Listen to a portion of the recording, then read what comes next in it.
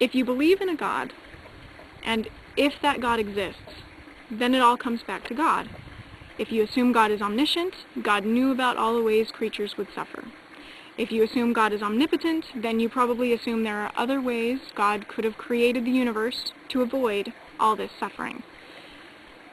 You've already made clear you understand the natural explanations for suffering, but you want to know the mind you assume orchestrated the events, or is in charge of making sure they work for the best.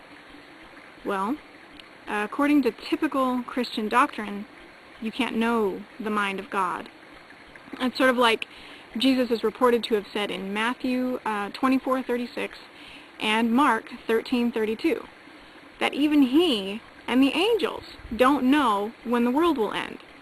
So, by the way, it's sure as dirt that none of these movie makers and book writers know when the end of the world will be.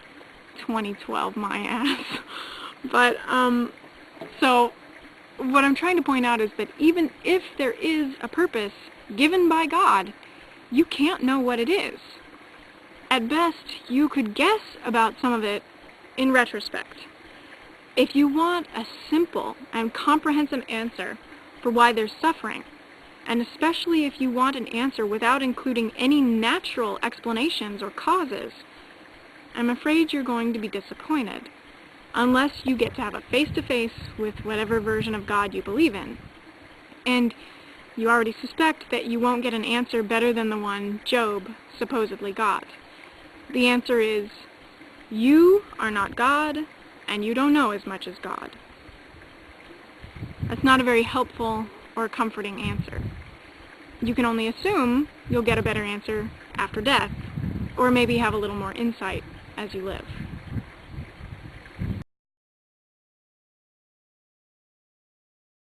I want to reiterate, according to typical theology, God is the first cause.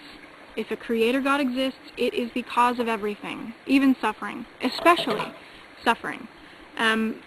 Check out my video in which I talk about the first cause argument. You asked what the purpose for disease and pain and emotional suffering is. If there is a designer, then pain is part of the design. You have to make assumptions about the designer's characteristics to extrapolate any further. From a theological perspective, it's possible suffering is to help us survive by giving our bodies warning systems, or the purpose of emotional suffering is to give us something to overcome, to strengthen our character. Or you could come up with all sorts of other purposes.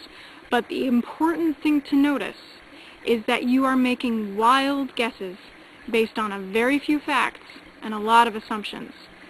Fact, humans suffer. Assumptions, X God with Y characteristics designed Z purposes for certain circumstances. That is a logical jump wider than the Grand Canyon, and I just can't make it without a good reason. You said you believe disease might help some people, maybe help someone realize something about life. And sure, certain diseases may be helpful to some people. I think my husband is a more loving and patient and empathetic person because he's spent most of his life dealing with diabetes, and he had to adjust his attitude in order to survive.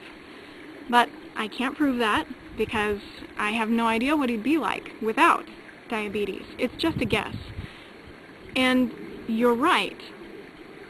For as many people who are shaped by disease for the better, there are just as many people, if not more, whose lives are made worse by disease, even cut short. Possibly cut so short that there's really not much life to speak of. And I agree with you in asking, what would be the purpose of that? Those kinds of hard questions have caused philosophers and theologians to invent all kinds of explanations.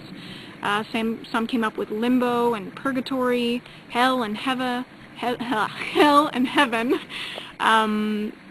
karma, and the caste system.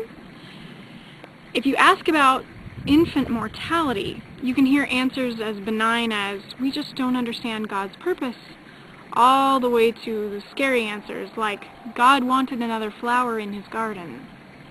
I've actually heard that one used. And that's the kind of answer you get when you refer only to scripture or theology. And that, as I said in my video, in response to your first video, is why I started considering natural explanations. The supernatural explanations were just so unsatisfying. You asked, why do we have problems with our bodies? We feel pain because it helps us know what's wrong with our bodies. But my question is, why do we have problems with our bodies? It seems, again, that you're asking for the intended divine purpose of these problems. But the naturalistic explanations are some of the best explanations we have, and they have the benefit of having evidence behind them. They also help us improve our understanding of the world, and therefore improve our quality of life. For example, understanding what causes disease helps us prevent disease. Understanding what causes a social snafu helps us avoid it in the future. Trying to figure out supernatural causes isn't fruitful. I just can't follow you there. But it does seem you have an emotional need to assume that there's a supernatural cause for suffering. I think you'd enjoy learning a lot more about the physical causes of and the remedies of suffering. That might give you some peace and acceptance of the whole physical process. The natural explanation for physical suffering is that bodies aren't perfect. They break down for many reasons, some of which humans are just beginning to discover. Also, our bodies are the result of many generations of honing what we've had to work with as a species, genetically. We exhibit evidence of biological leftovers, inverted retinal cells, appendixes, wisdom teeth, lower back pain, choking hazards, falling arches, hernias, painful childbirth.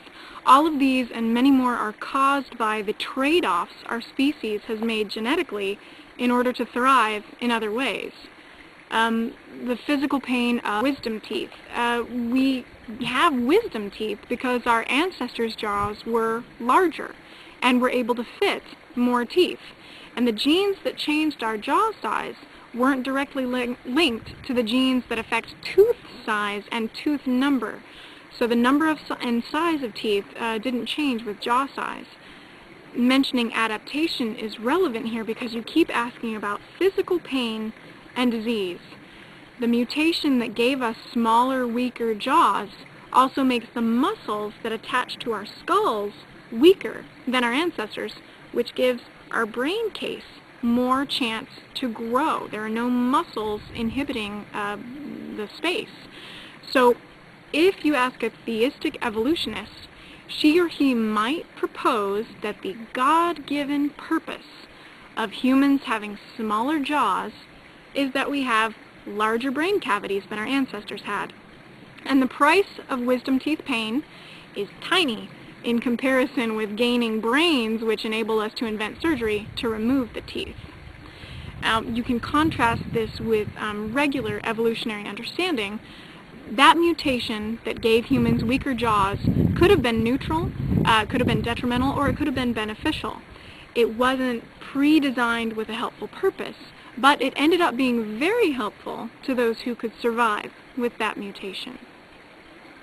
I don't know if you concur with theistic evolution, like many Christians do, but it sure used to help me, especially when I considered my lower back pain or menstrual pain or childbirth, the prospect of painful childbirth especially. It's just another reason that a lot of people who really consider and learn about the body don't think it's perfect. It's not ideal. The human body is wonderful, and I'm very grateful to have a body that works as well as it does. But I'm also realistic about the facts I have about our bodies. I know our bodies aren't ideal. And that is a major part of why we have physical suffering.